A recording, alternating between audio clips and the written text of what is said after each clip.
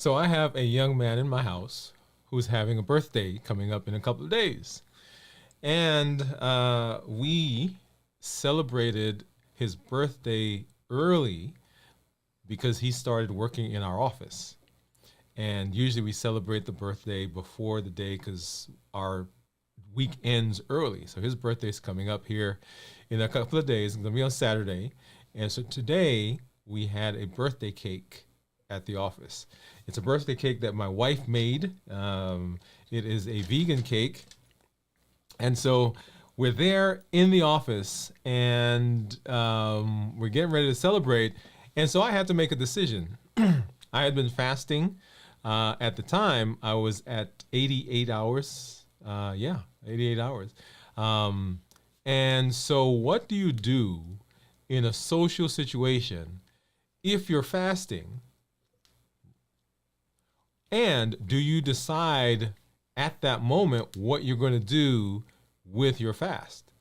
Do you allow the situation to determine what you're going to do, or do you decide that ahead of time?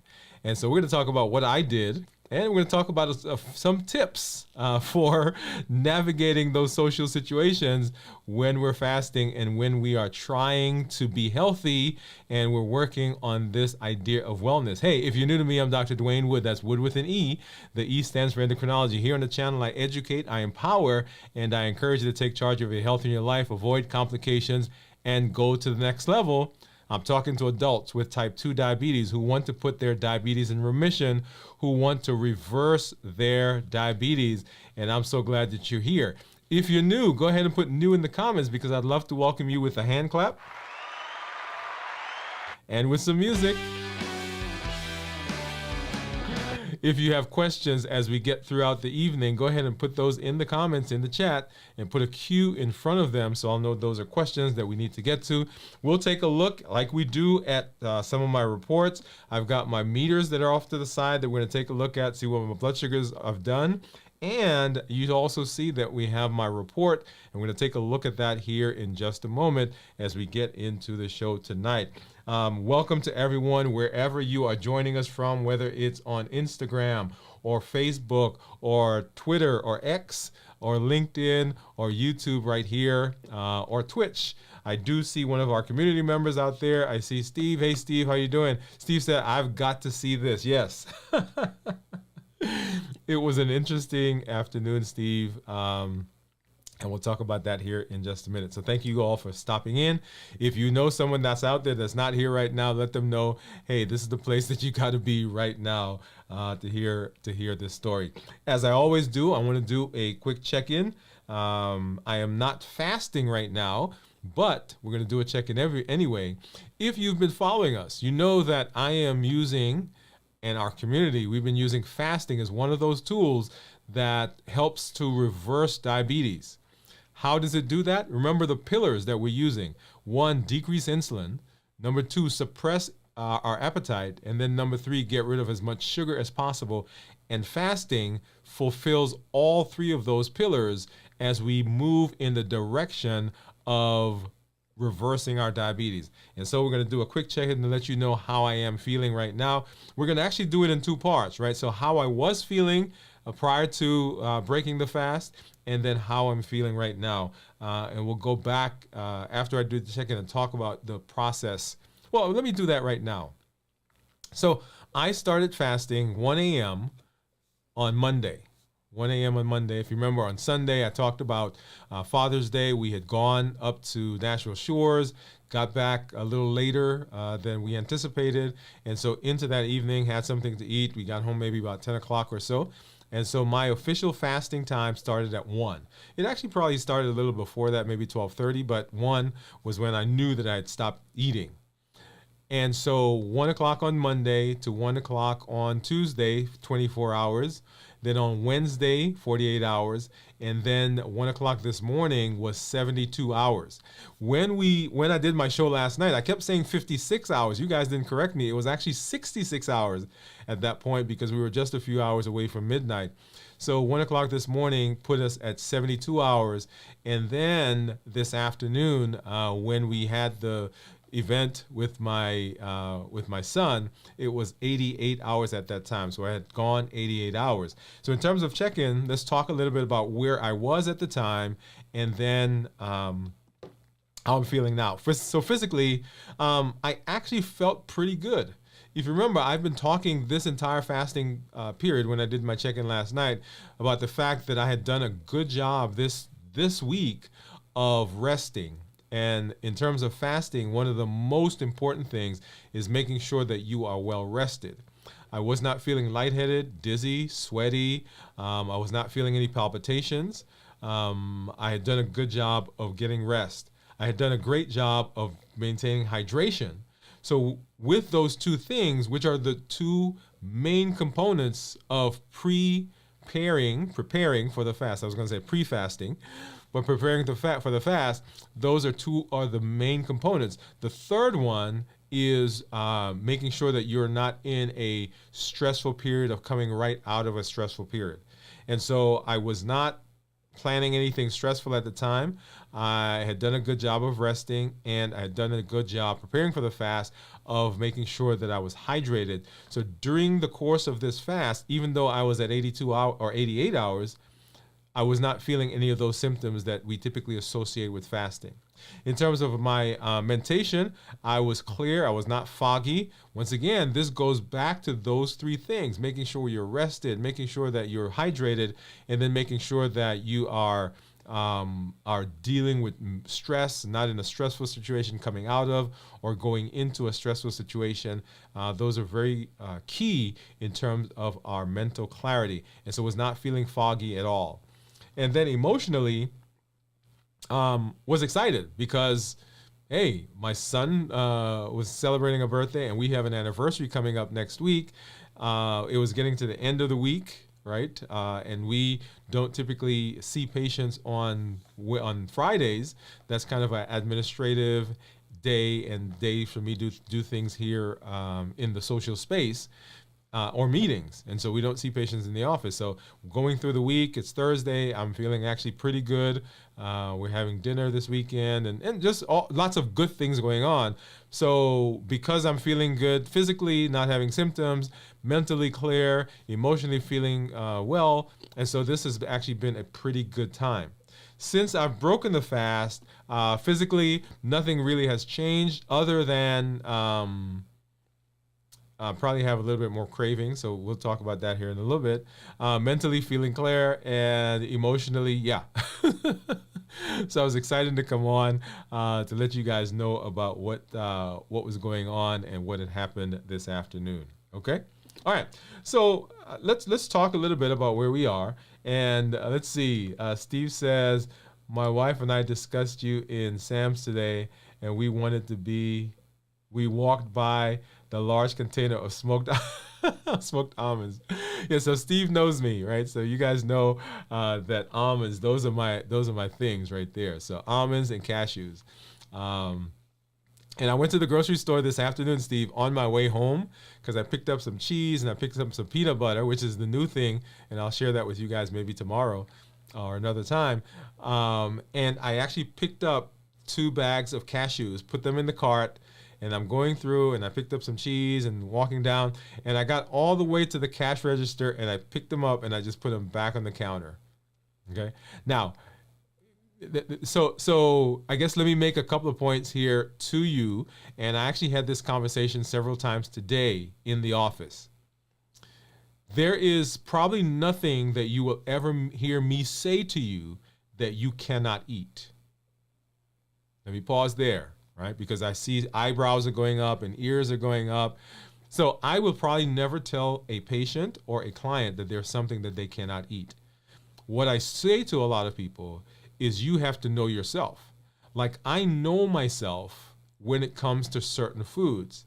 And so it's not that people have restricted me or I'm in a box, but I personally choose not to have those things around frequently. I choose not to bring them to the house because I know how I respond to them.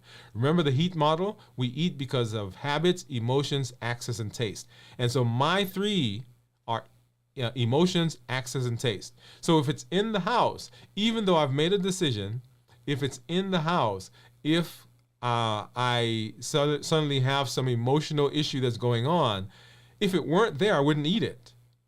But because it's there, those emotions kind of push through that decision. That's number one. Number two, so I also eat because of access. If I'm sitting here, I'm up late, I'm trying to keep myself awake, I'm going to go and grab something. And then I eat because of taste, because there are things that remind me, that calm me, that put me in a particular situation in terms of how I feel. Once again, the emotions. And so I choose not to bring those things here. So as you're thinking through the process of how you manage your food, often you may think that it is a restrictive process, but you've really got to know yourself. That's that whole emotional intelligence that we talked about earlier in the year. So you've got to know how you behave. You have to know how your body responds. You have to know how your mind thinks. And so if you know that there are certain things that give you trouble, hey, don't have them around. And so that was a decision that I made. But Steve, yes, I walk by Sam's all the time, and I try not to go down that aisle. Okay? All right. So let's back up, and let's talk about this thing that happened today. I shouldn't say this thing that happened today. So my son has a birthday, and it's about a week before my anniversary. Okay, so his birthday is coming up here this weekend on Saturday, and our anniversary is coming up next week on Friday. And so we usually pair our time away together. So we do something for him at the beginning of the week, and then my wife and I do something for us at the end of the week. And this week I'm excited, or this month I was excited, this year I was excited, because several things were happening. So we are celebrating 32 years of marriage, right, next week. But my son is also celebrating a 15th birthday. And if you guys remember 15, I mean, that's a huge deal, okay, because that's just a couple of more years, a few more years, and he's getting ready to get out the house. So 15 is a big deal. And so there are all kinds of things that are going on.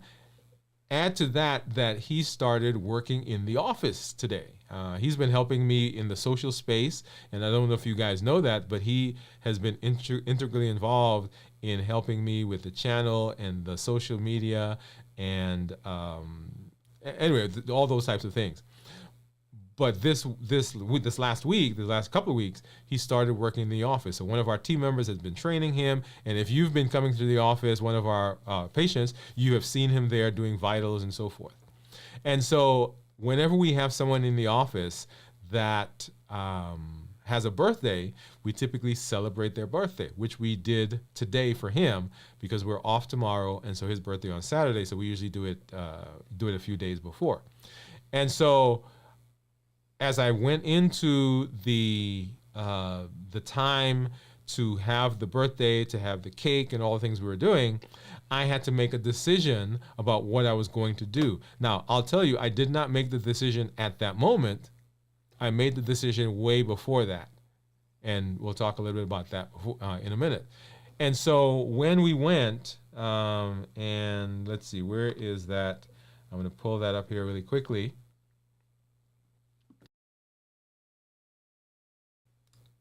All right, and so you should see, so blood sugars, this was later, not at the time. You'll see that's the cake, and my wife made that cake, so happy birthday to him. And that's me just kind of eating the cake. In the background, you see some of our team members, and that's him walking by to go to the table to cut another piece of cake. And that's the cake that my wife made that you see there on the screen. And so actually, let me do this. I'm going to put myself on the screen again. Let me see if let me do something here really quickly. So that is what you're seeing there on the screen as we're celebrating and we're eating, and we'll talk a little bit about the spike that you see there in my blood sugar in just a moment. But I did not make that decision at the time when I was there in the office when everybody's getting ready to eat. I actually made that decision way before, because as you'll see here in just a moment, making the decision at the time is really not what you want to do, because that can cause lots of angst, cause a lot of issues for a lot of people. So let me go ahead and put myself on the screen so you can see me as, there we go. Okay. And I'm going to tell you, that was delicious, right? That was, the cake was amazing. In fact, one of our team members asked my wife to make that cake specifically. And this is the one that she makes for him anyway, because as you guys know, we are a gluten-free house. And so, so that's the cake that my son likes. But it was delicious, and you'll see there I'm having a good sized piece. All right, so enough about that. So what do you do? What do you do in social situations when you are fasting? That's what we want to talk about. What do you do in a social situation when you're fasting? And in this case, birthday cake after an 88-hour fast. And so here are some tips. Here are some tips that I want to go through with you. Number one, communication is very important. So communication is very important. And what does that mean? That means that first you want to be able to communicate with yourself, to talk openly with yourself, to say, hey, we've got this thing that's coming up. It's a birthday. It's a anniversary. It's a family function. It's a family reunion. It's whatever the function is. So in your mind, you've got to make a decision, or you've got to have a conversation that's open and honest, so that you are clear about where you're heading and what you're going to do. Because if you allow it to happen to chance, that, okay, I'll go and I'll just see what happens, you're probably going to make the decision either to not eat something at the plate, probably not eat, you're going to continue to fast, and you're going to feel guilty, you're going to feel odd, you're going to feel out of place, right? Because you've not solidified that decision in your mind. Or you're going to break the fast at the moment and feel guilty that you broke the fast and say you failed. So first of all, communicate openly with yourself. Be aware of what's going on. Be aware of how you're feeling. And then be upfront with friends. So we had a team member last week, is it last week? Yeah, who had a birthday. And we had a birthday cake. And at the time I was fasting, and I made a decision that I was not going to fast. But I talked to the person openly and said, hey, listen, I am fasting right now and I'm not going to have birthday cake. I actually took the birthday cake. It's still in the refrigerator because it was an ice cream cake. And so I talked with her to let her know, okay, this is what is going to happen. Because, sometimes people will see this as they can get offended. And in our office, we're a pretty small group. So people tend to get offended for those types of things. But I said to her, hey, listen, this is what's going to happen. I'm not going to have cake today. I'm going to have it later. Now, it turns out I didn't eat it later. It's in the refrigerator, so I'm saving it for another day. But today was a big deal for my son. And so I made the decision that, hey, this is what I was going to do, right? So open communication. Number two, plan ahead. And this goes along with what we're talking about. So if you have the option, if you are the one that's putting this thing together, right? And if you're in a social situation and during your fasting period, plan activities that revolve around, that don't necessarily revolve around food. Now, we tend to do a lot of things that revolve around food, right? But suggest that you do something else. Suggest that you meet somewhere else. Suggest that you go somewhere else. Suggest that you have another type of function. If you are in charge, if you have any say in the activities, plan ahead. And even if there is food around, you can have other activities that are there that you then become a part of. Now, I'll tell you, going back to this idea from last week when this team member had a birthday, We were there, and we usually try to surprise people, but everybody knows we're gonna have a cake and we're gonna have a card and we're gonna sing happy birthday and so forth. So everybody's kind of anticipating it anyway, right? So we get into the break room. We pull the cake out. We sing happy birthday. She cuts the cake. I'm doing the videoing, and we have a tradition where you have to take a bite of your cake on video and for a picture. And so we did that. And then now it's everybody else's turn to get cake. And I actually stepped out of the break room for a moment. Why? Because I had decided I wasn't going to eat. And I knew at that moment, if I stayed there, I was going to I may have tried to eat something or maybe wanted to eat something. So I stepped away as everybody cut their cakes and they got it and they started eating. And after about 5 or so minutes, went away and did something else. And I came back to the break room and just hung out with everybody as they were eating and laughing and carrying on. Yeah. So I didn't want to, or you don't want to be that odd person. Sometimes we feel that way. And so you've got to make decisions about how you behave in those situations. So plan ahead. Number 3, bring your own beverages. Bring your own beverages. Most of us can make a decision not to eat something, but when it comes to drinking, that's sometimes where we fall down, because often there's not anything at a situation like that is sugar-free, that is diet, right? That doesn't have any carbs or doesn't have any calories. Yeah, because usually people don't think along those lines. So along with planning ahead, right, part of that is, hey, bring your own stuff. And we've talked about water, herbal tea, black coffee, right? So this can help you as you're going through the process, because we like to have something in our hand when we're in a social situation. So bring your own beverage. The next one is to shift your focus, right? So often when we're together, we talk about food. Like today, guess what we talked about? We talked about how good the cake was. Last week, when she had her birthday, we talked about this ice cream cake that was there. Often during that process, we're talking about food. So steer the conversation away from food. Talk about something else. Engage in other topics as people are talking. Okay. Now, don't be a stickler in the mud and say, okay, we can't talk about that because, right, that's not what we're talking about. You've got to be comfortable in your fasting space. Right? This is not and perhaps this is a good place to make a point that sometimes we fail in our fasting because we make it a huge production. Right? We make it this big thing that, oh, I'm fasting and I can't do that. Nobody has to really know, other than the people, right, that are important, that says, hey, I'm not fasting. But if there are 100 people there, 100 people don't have to know you're fasting. Just the person who may expect you to eat. Say to them, hey, I'm not going to eat tonight because I'm fasting. But everybody else doesn't have to know. And so in a conversation, they'll say, hey guys, listen, we can't talk about that because I'm fasting. That's not how this works. Right? But try as much as you can to shift the conversation away from food. Choose fasting-friendly venues. That's one of the, along with the planning ahead and choosing places that don't revolve around food. Choose fasting-friendly venues.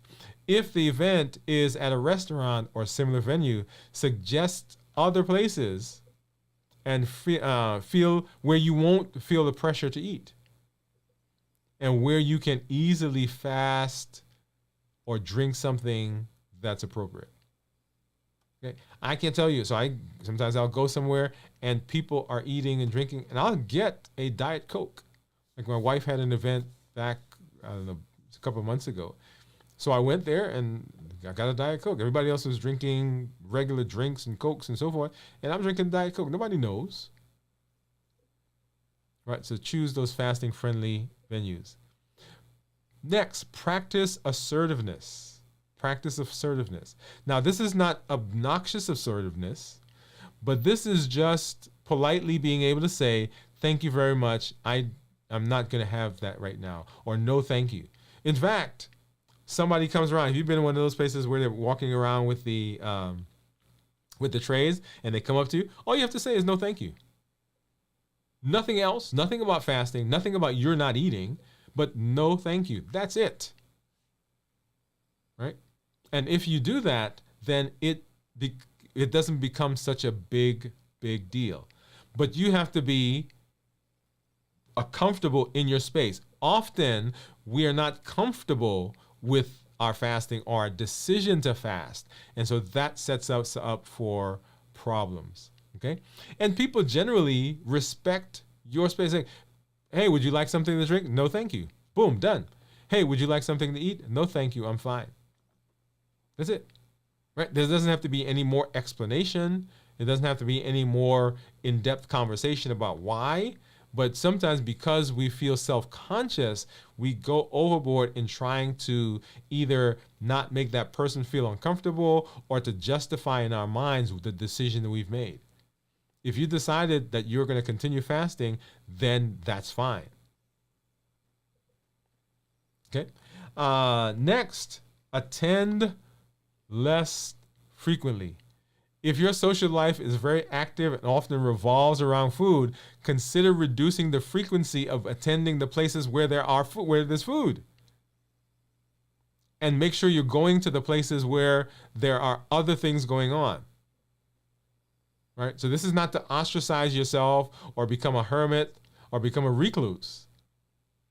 But if you guys go out 10 times and you normally show up maybe 4 or 5, make sure you're showing up at the places where there's not necessarily food if you're doing that during a fasting period. Right? Attend less frequently. And then embrace flexibility. Now this one, embracing flexibility, is huge because there are so many different components to this.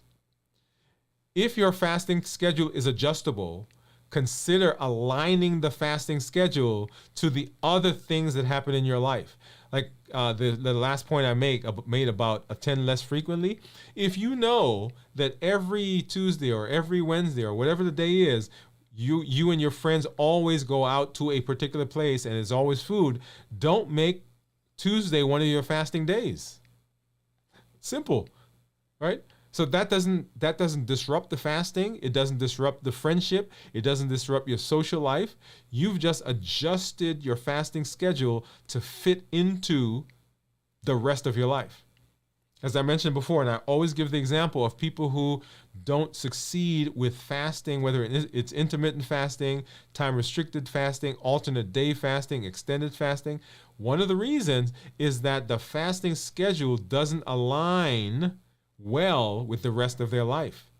If your family sits down and eats at 5 o'clock in the afternoon, and that's your meal, that's the family meal, that's the social time, that's when you guys connect, don't make your fasting time during family time.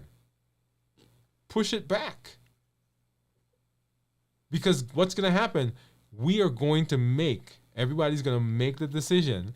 One of those two decisions is going to happen, and either one is not going to sit well with us. Either we're going to make a decision that we're going to, by God, this is what I decided, I'm sticking with this fast. And that's going to disrupt our mind and disrupt our relationship. Or we're going to make a decision to break the fast, and during that period, we're going to begin blaming the people that we think forced us, our wives, our husbands, our children, our mother, father, whoever it is. So be flexible, embrace flexibility. So change the schedule so that your fasting period doesn't overlap with this significant thing that's going on in your life. Okay? So consider different eating windows. Decide that you're going to break a fast. If you have something that's coming up, like this week, I knew that these things were coming up. So I may have mentioned to you guys, I didn't tell you why, that I started my fast early. I started the fast on Monday. Normally I started the fast Tuesday. And so by the time we got now to Thursday, I've already completed. I have reached my desired fasting window and actually went over it. So I started it earlier. You may decide that you're going to break the fast, but be comfortable with the decision. Know why you're breaking the fast. understanding that you are being flexible in breaking the fast, that you have made the decision. Another great point to be made here is that often we blame other things and other people for the decisions that we've made. What does that mean? That means that we decide that we're going to break the fast and we say, oh, well, that situation or that event or that person made me break the fast. No, they didn't make you do anything. You made a decision to do that. And if you did, then you've got to own that. That's what makes us adults. We make those decisions and we live with the benefits of those decisions, and we also live with the consequences of those decisions. But that's okay, because we make the decision.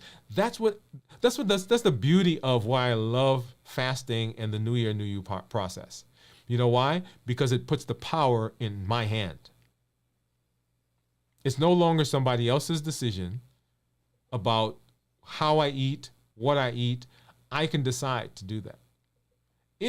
And fasting is a tool. Okay?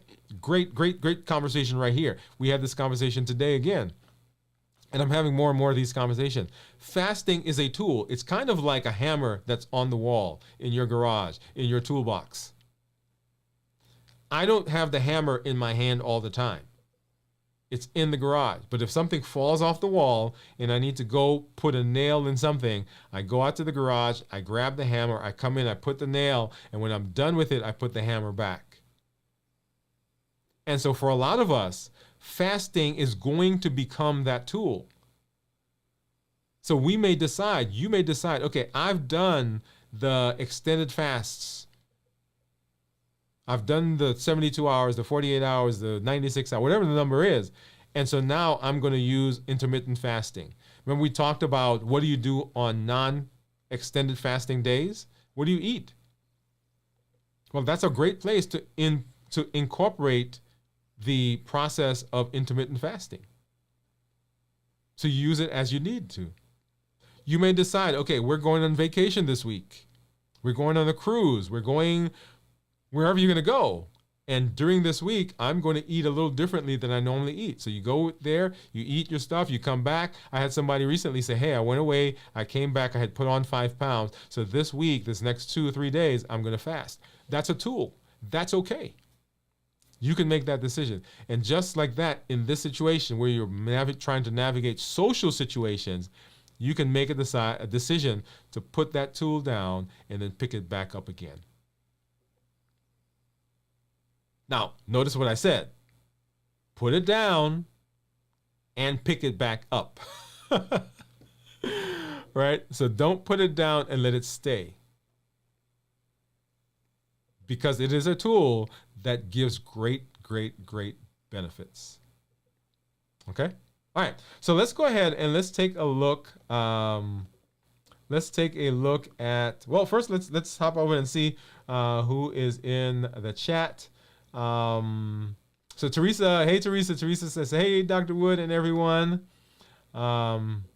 Teresa says, Steve, that's funny. Yeah. So actually, here's the thing, right? So I'm glad Steve said that, because when I'm at the grocery store, I think about you guys. Right? I think, okay, I'm gonna get this bag of nuts or this can of nuts. I say, well, okay, what am I gonna tell Steve, Teresa, or Jennifer about what I did tonight? Okay, so I'm glad that we're on each other's minds. Jennifer says, hey Doc, Steve, and Teresa, hey, glad that you guys are here. Jennifer says, LOL, Steve. And so Jennifer, now this one didn't come over. I think it's an emoji. It says what? Hand, pink wave. Okay, so waving. Okay, and then on our Instagram, I do see some folks over here. Thank you for hanging out. Thank you for coming through.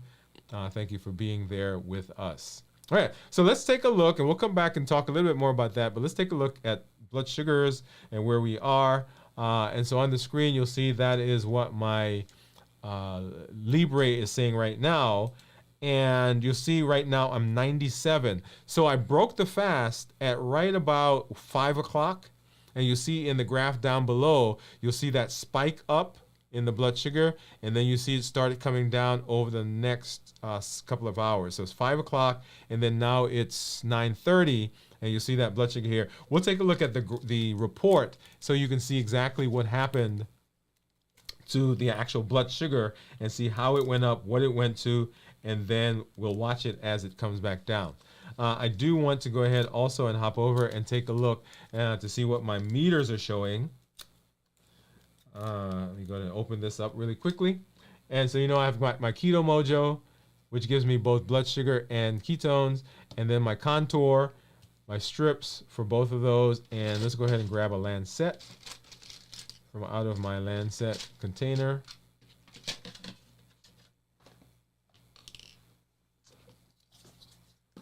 All right, let's do that.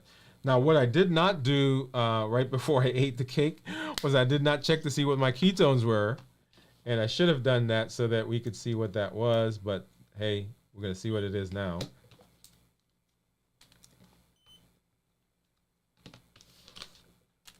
And then, this is a spring-loaded lancing device, or lancet. And it's a one-use. It's called, I think this is a Unistick, I believe. So basically break this top part off, and it's spring loaded. So when I click on this, I'm gonna bring it up here so you can hear. So you heard that click, and that gave me a little poke, and there is the blood drop. Let's get that one started. Get that one started, and then I'll need one more drop for the ketone. And so 106 is what my blood sugar is according to Keto Mojo. 96 is what it is according to the Contour. Let's take a look and see what my Dexcom is saying. And my Dexcom is saying 116, which is, well, so they're all kind of different, right? So 96 for both the Keto Mojo, sorry, the Contour and the Freestyle Libre. 106 for the Keto Mojo. And then 116 for the Dexcom. So let's go ahead and get this changed out so we can get a ketone strip in there. And we'll see what that is here in just a minute. Let's go ahead and get that started. And of course, I'm going to tease you guys because I'm not going to show you what it is right away. We're going to hop over and take a look at my Dexcom Clarity app or Clarity report. Let's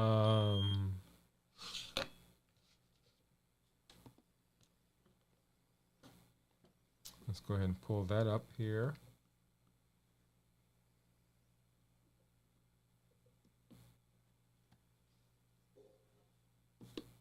All right, so here is my Clarity app. And you'll see my average blood sugar over the last 14 days, 110. Let's get this on so you can see my mouse. So 110 for my blood sugar. In target, 98% of the time. And you'll see that there. If I change from 14 days to 90 days, 103 for my average blood sugar, with a glucose management indicator of 5.8.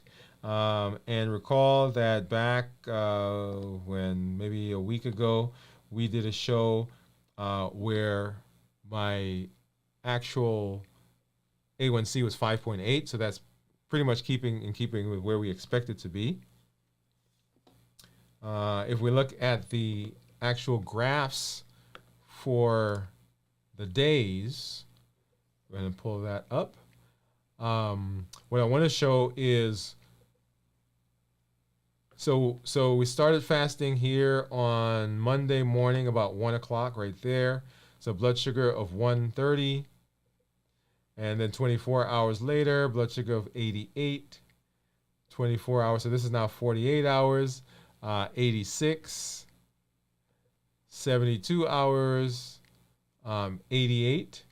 And that kind of continues straddling there. And then take a look at this. So this is where I ate the cake. This is where I ate the cake, birthday cake. And you'll see that the blood sugar climbed. and I think it got up to 167 was the highest, and then began dropping again down, and that's what you see here on the screen, now at 115. Now, here's the beauty of the New Year, New You process. Here's the beauty of reversing diabetes. Here's the beauty of improving metabolically. Because the body now has the potential, the ability to regulate those blood sugars on its own. Now, I'll tell you, if you had seen me, 12 months ago, had I eaten the cake that I ate before, or that I mentioned, had I eaten that cake, and where's that? Let me put that back on the screen. Where's that? There we go. So had I eaten that cake, my blood sugar would have gone up, and it would have stayed up, because my body was not in a good metabolic space. And so it could not regulate. So as we improve, as we heal the body, as we reverse the diabetes, it now is very resilient. So the things that we could not eat before, we can eat them within reason. So I ate, and you'll see there the size of the piece of cake that I had. It's not a huge piece of cake, but it's a pretty good size. And the blood sugar went up to 167, and then back down now into the 1-teens, if you believe the Dexcom, or the 97 if you believe the Libre. So somewhere between there. And that is the beauty of having this process that we're walking through, where we are healing the body, setting ourselves up for better metabolic health. And I love that. Once again, having a lot of those conversations today with several of the people that we were talking with in the office. Okay, so we can have better blood sugars. We can navigate the social situation. We can make decisions that help us set ourselves up for success metabolically. And that's the list, right? So communicate openly with yourself, with the people that are there. Plan ahead. Choose places that may not revolve around food or activities if you have the ability to do that. Bring your own beverage, because that's where a lot of people fall down, not in the eating, but in the things that they drink. Shift your focus. Steer the conversation away from food. Choose fasting-friendly venues. Practice assertiveness. Attend less frequently if you can, and then embrace flexibility. If you do that, then this process becomes something you just incorporate into your life, because it is a tool that we use, and is a tool that works. It's a tool that what? It's a tool that works. Now, I've had several people ask me and say, hey, Dr. Woode, what is that you have on your shirt? Because you guys are normally used to seeing me with New Year, New You, Unlimited. This is actually the logo for our practice. This is the logo for Diabetes and Endocrine Wellness Center. If you've been in the office or you've been to our website, you've seen that. And in fact, you've probably seen it on the show here. You may not know, but I had someone who sent me a message and says, hey, what is that's on your shirt? Let's see where I put it. Right here. So you've probably seen it there, but didn't realize what it was. You saw it. You see it at the end there on my lower third. It's right in front of the Dwain Woode MD, and that's DE, Diabetes and Endocrine Wellness Center. That's what that stands for. Okay. And it is all incorporated into what we do, right? So Diabetes and Endocrine Wellness Center, Dwain Woode MD.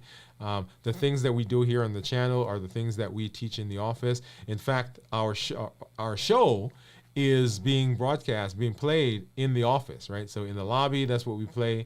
In the rooms, it's overhead on the speakers. And so, yeah, that's how much value I put in the ability for people to make decisions for themselves, for them to be healthy. And I think if we learn, and we'll talk about that, here it comes, right? If we educate ourselves, there's no reason why we can't make good choices or good decisions to put ourselves in a good space in terms of our health. Okay, so that you hear that all the time. All right, so Great place. Yeah. So what do you think my ketones are? So let's go ahead and hop back over there. So in order to do that, I've got to, let me show you this one. So we're going to get this started. And I've got to pull up my Keto Mojo app.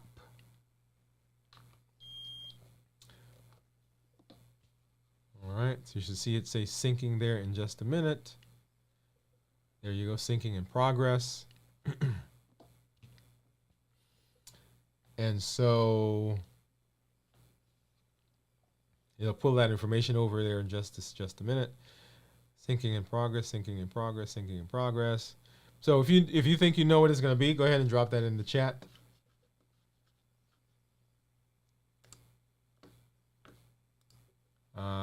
And it still says syncing in progress, taking a little longer than anticipated, but that's okay. It'll come up in just a minute. I may have to close out the app and come back in. So hold on a second. Let me do that really quickly.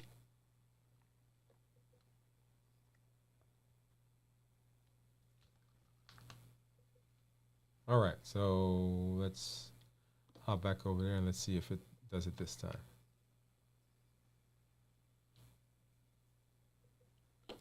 All right. Still taking a minute, but we'll kind of wait for that. Yeah, once again, if you think you know what it's going to be, go ahead and drop that in the chat. When we checked in last night, well, my ketones were 102 with a blood sugar of 73. Let me go ahead and see if I can get that to scan manually. So Teresa says 0.7.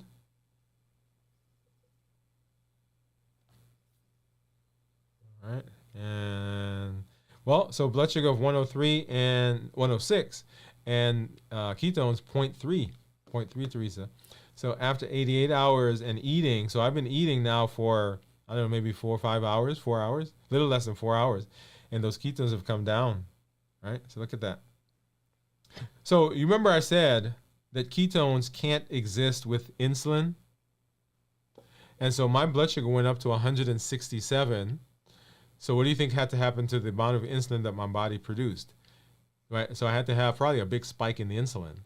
And because the insulin came out, then the ketones had to go away. Right? So notice the rapidity with which that happened. So remember, ketones that are less than 0.5 are considered nutritional ketosis. Ketones that are, less than 0.5 are considered normal. 0.5 to 1.5 is considered nutritional ketosis, and then above 1.5 is considered to be therapeutic ketosis. And so, once again, those blood sugars went up, insulin came out, blood sugars, ketones had to go away, right? Which is why, and you heard me say that we want to, when we break a fast, we want to break the fast with things that aren't highly processed, things that are not highly refined, things that don't have a lot of sugar, because that's what happens. As soon as the insulin comes out, the ketones have to go away.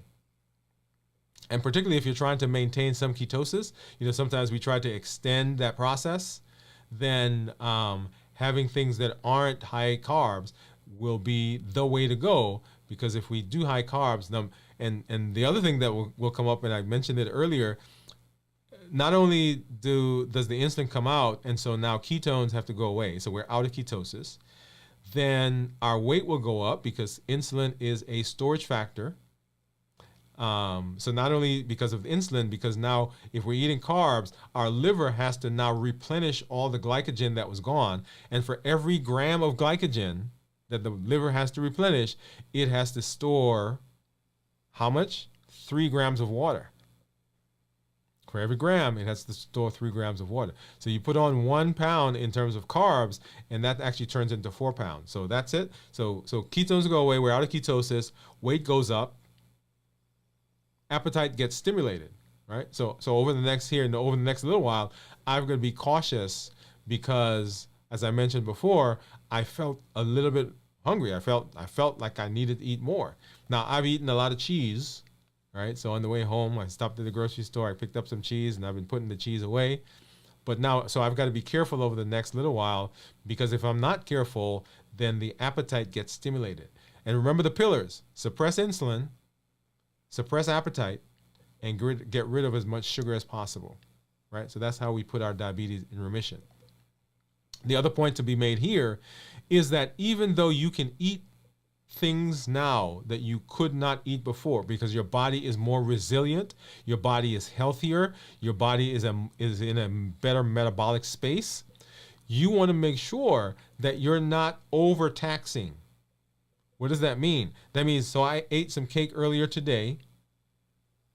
If I eat another piece of cake and then another piece of cake and then some more ice cream and then some juice, right? And if I compound that, the blood sugar will rise, it'll come down. The blood sugar will rise, it'll come down. But every time that happens, if I'm not careful, I begin walking my body back into a difficult space metabolically.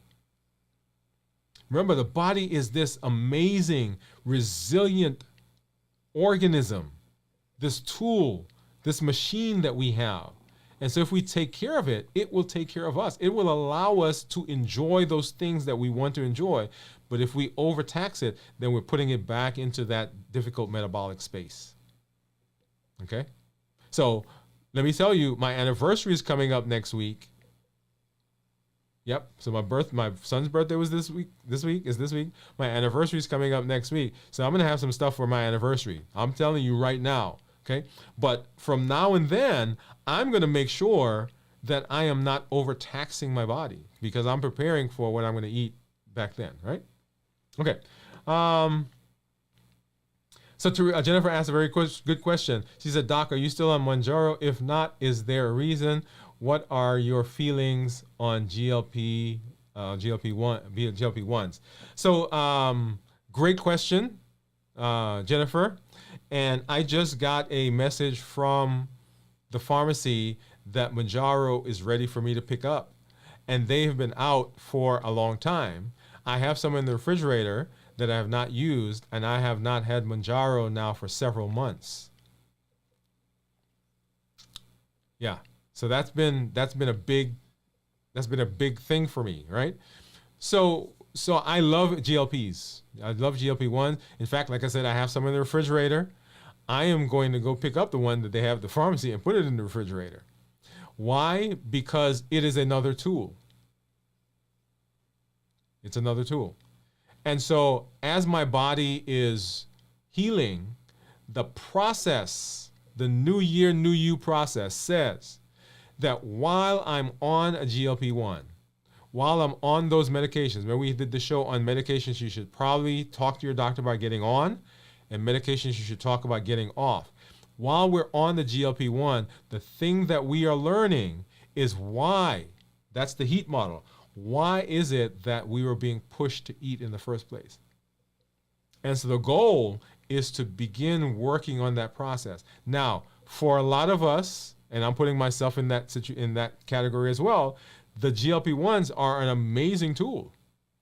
That's why I have it. So if I need it, guess what? I'm going to use it. And I don't apologize for that because I love them. I think they work. But I'm also trying to work on the heat model. So what are those things? Becoming aware of what it is. Because that also is a tool, right? So we use all the tools we can. But to answer your question, Jennifer, I love the GLP-1s. I think they work. We've had so much success personally and so much success with people in our office. Clients that we have who are on it. Just today I had, actually this week I've seen so many people, I keep saying today because they're running together, talking to people who are off of insulin, people who have gone down in their weight significantly. I had a lady today who is below 300 for the first time in years. People who are now in the 100s for the first time in years. People who said to me, I am not hungry all the time anymore. So I think they're a great tool. But in the process, I have this conversation with everybody I put on a GLP. What do you think the GLP is going to do for you? And when they're on it, what is it doing for you? And what are we learning in the process? That's why the New Year, New You process or plan is here, right? Because it is a way to reverse diabetes. In the New Year, New You plan, there is the tool of a GLP. But if you're not on the GLP, the New Year, New You still works. And Jennifer, that's why I'm not so I'm not taking it right now, because I have the plan in place, and right now the plan is working. I don't need that part of the tool. But if I need it, it's right there. All right. Okay. Great question. I love that question. You guys are very good. All right. So unlimited, y'all. You have at your fingertips unlimited ability to correct your metabolic disease, to reverse your diabetes. Don't let the past hinder you. You can do it. You have the potential. And we do that with our pillars, our platform. We educate, we empower, and we encourage. We educate with shows and the blogs and the podcast. We empower with the tools that we learn, and we encourage with the community that you are a part of. Be careful of the things in the HEAT model that will push us to eat. Habits, emotions, access, and taste. If you've not watched our show where we went through all of those, we did an overview show, and then we did one show on each of those.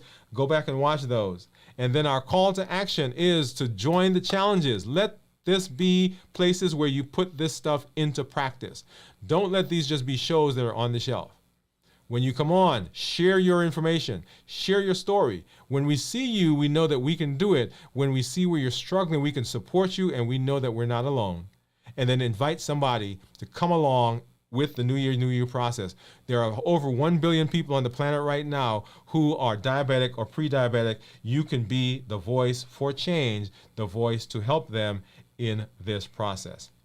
I'm always excited when I get the chance to come and hang out with you and spend time with you. As I always say, this is Dr. Dwain Woode. That's Wood with an E. The E stands for endocrinology. Here on the channel, I educate, I empower, and I encourage you to take charge of your health and your life, avoid complications, and go to the next level. And then this year, New Year, New You. Good night. We'll see you at a check-in tomorrow, and then on Monday at our regular time, 7 p.m. Central, right here on Dwain Woode, MD. Good night.